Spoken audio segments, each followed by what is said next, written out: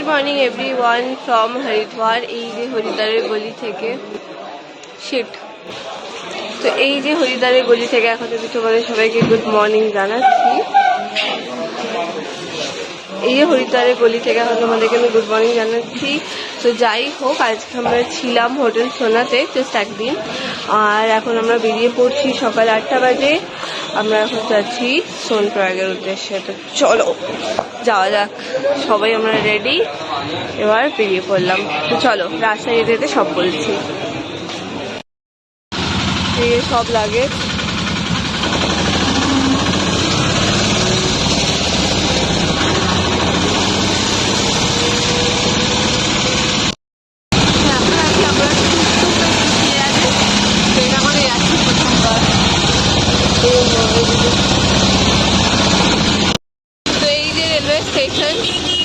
Tata বলে দিলাম।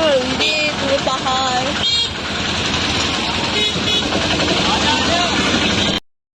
যেমনটা দেখতে পাচ্ছ শেয়ারিংয়ের গাড়ি আমাদের ঠিক করা হয়ে গেছে, আর এখানে শেয়ারিংয়ের প্রত্যেকটা গাড়ির প্রাইস অলমোস্ট সেম।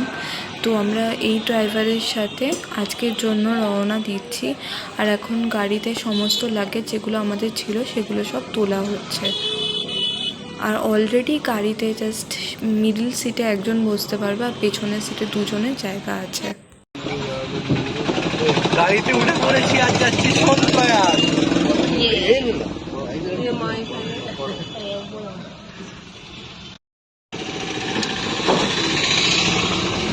সব লাগেজ তোলা। আমাদের জার্নি শুরু হয়ে গেছে টু সোনপ্রয়াগ।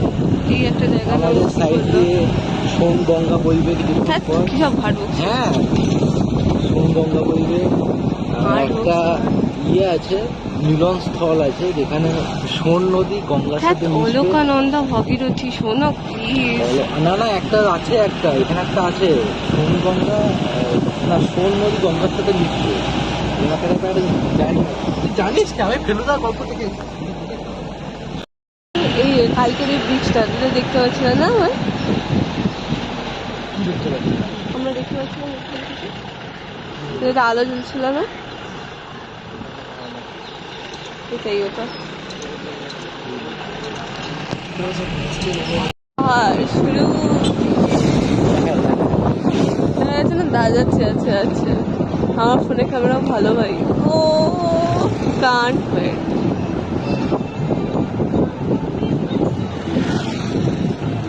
সব জায়গা দুবার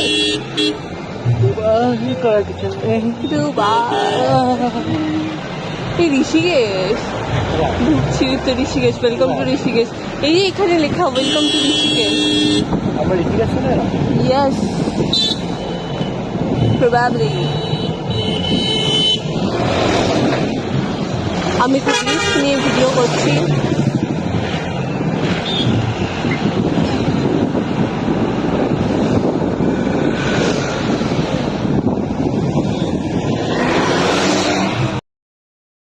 পাহাড়ে ওঠা এবার শুরু, আর আমরা চললাম।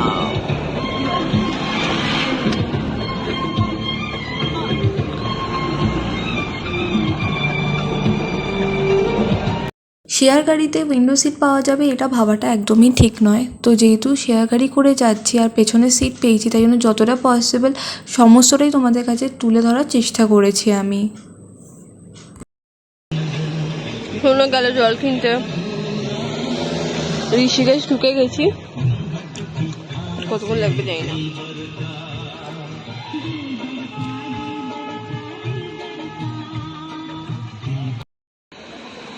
না নেমে পারলাম না, নামলাম। তো এই যে গাড়ি পেছনে, নামলে নামতে পারো তো। তো এইখানে এইটা আছে, দেখাচ্ছি, ওয়েট। ছোট্ট পাড়া ড্যাম।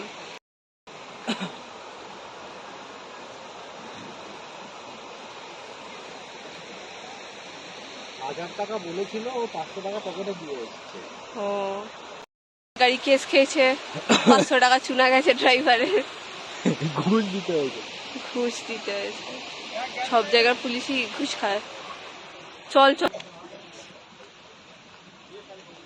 চলো যাওয়া যাক।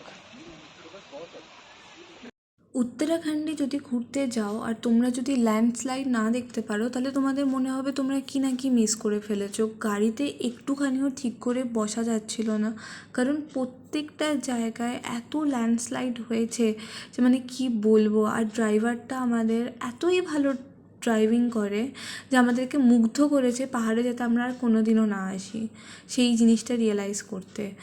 এত মানে ফালতু ড্রাইভার পেয়েছি আমরা প্রথম দিনে, এত বাজেভাবে গাড়ি চালাচ্ছে যে পাহাড়ে আসার ইচ্ছাটাই উড়ে গেছে মন থেকে। এই রাস্তাটার অবস্থা দেখো, রাস্তাটা যথেষ্ট ওয়াইড, যথেষ্ট বড়, বাট রাস্তার পুরো সাইডটা কিভাবে ধসে পড়ে আছে সত্যি বলছি, দেখে না রীতিমতো ভয় লাগতে শুরু করেছে। রাস্তাঘাটগুলোর যা অবস্থা, পাহাড়ের যা করুণ অবস্থা, দেখে এত খারাপ লাগছে যে কি বলবো। আর এইভাবে যখন রাশ ড্রাইভিং করে কোনো ড্রাইভার যখন পাশ দিয়ে যাচ্ছে বিশাল জোরে গান চালিয়ে, সত্যি মারাত্মক লেভেলের ভয় লাগছে, মারাত্মক লেভেলের। আর এইটা মুখে প্রকাশ করা যাবেই না। কেদারনাথ বারবার আসা যাবে বলে আমার মনে হয় না, কারণ রাস্তাঘাটের যা অবস্থা কোনো কিছু প্রেডিক্ট করা যায় না। কিন্তু এখনও অবধি যেই রকম রাস্তা দেখেছি, সামনে নাকি রাস্তা আরও খারাপ, তাই জন্য কোথাও না কোথাও বিশাল লেভেলের ভয় লাগছে, বাট আশা করি সব ভালো হবে। এখন এখানে দাঁড় করালো গাড়ি।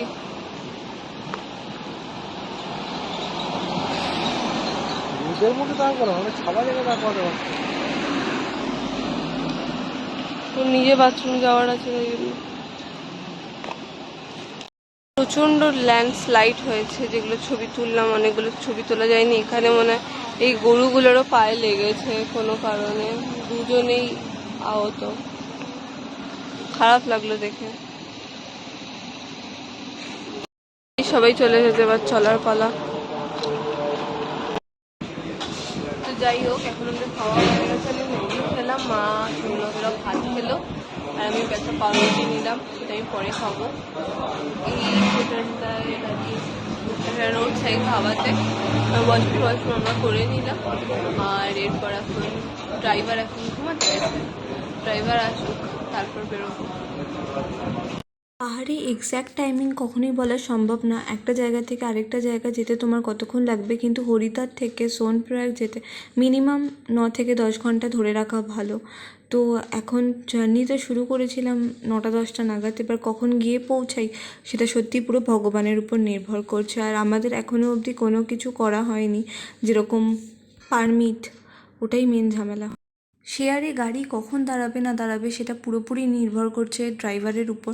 আমাদের ড্রাইভার অকারণে অনেক জায়গায় দাঁড় করিয়েছিল যেগুলোর কোনো যুক্তি ছিল না, কিন্তু মেন যেই সমস্ত জায়গাগুলো, সেই সব জায়গায় আমাদেরকে একটুখানিও টাইম দেয়নি যে আমরা সেই জায়গাগুলো দেখতে পারবো বা দাঁড়িয়ে উপভোগ করতে পারবো। এই যে ভাগীরথী আর ওই যে অলকানন্দা, দুটো মিশে গঙ্গা। ওটা মন্দাকিনী আর অলকানন্দা। ভাগীরথী করছিল না? হ্যাঁ ঠিক আছে, হয়ে গেল। নিচে সবাই গিয়ে পুজো করছে।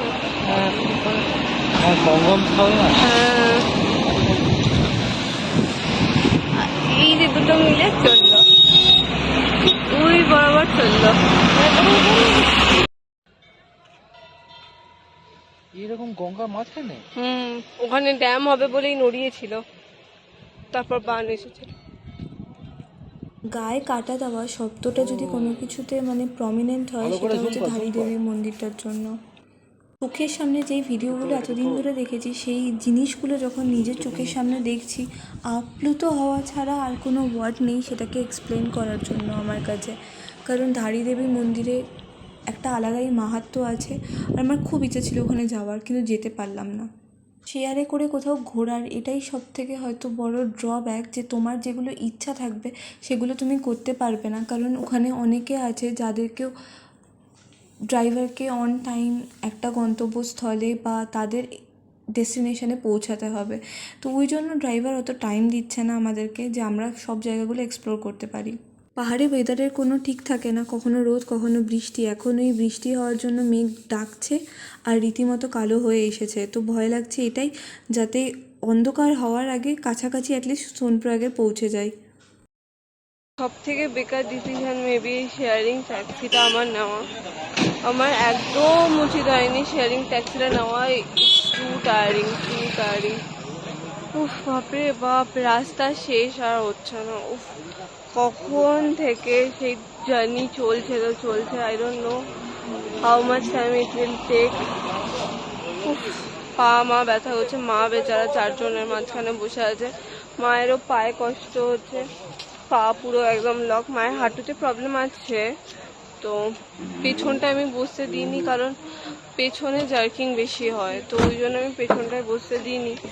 এবার মায়েরও অবস্থা খুব খারাপ, আর আমার তো কোমর টোমর পুরো শেষ।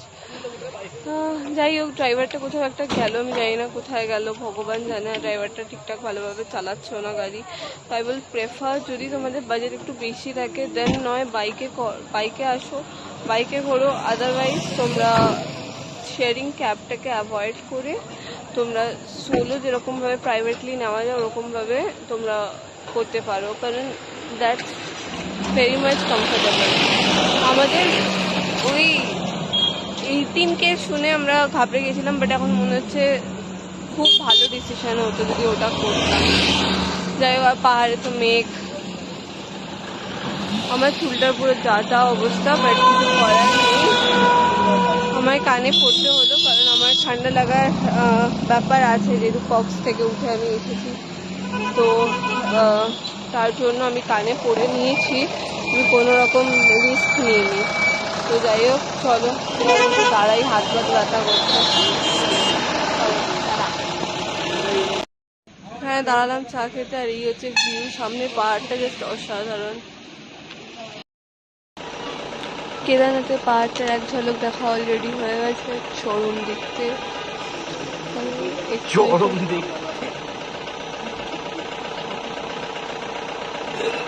হ্যাঁ টোটালি চরম দেখতে, গুড লুকিং পাহাড়।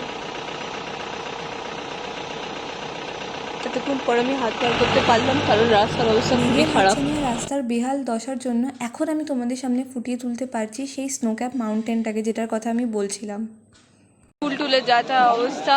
রিচ সোনপ্রয়াগ কটা বাজে এখন আমি একবার দেখে বলছি।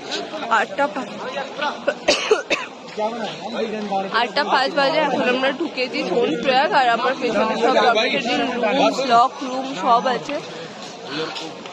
রাস্তা প্রচন্ড খারাপ, মানে পেছনে যারা বসে থাকে তাদের জন্য মানে সিরিয়াসলি খুব খারাপ রাস্তা। এত খারাপ রাস্তা, মানে লিটারেলি লাস্টে কিছুটা টাইম তো চাকা কোথা দিয়ে যাচ্ছে সেটাই দেখতে পেতাম না, চোখ দিয়ে ভর করে জল পড়ছিল।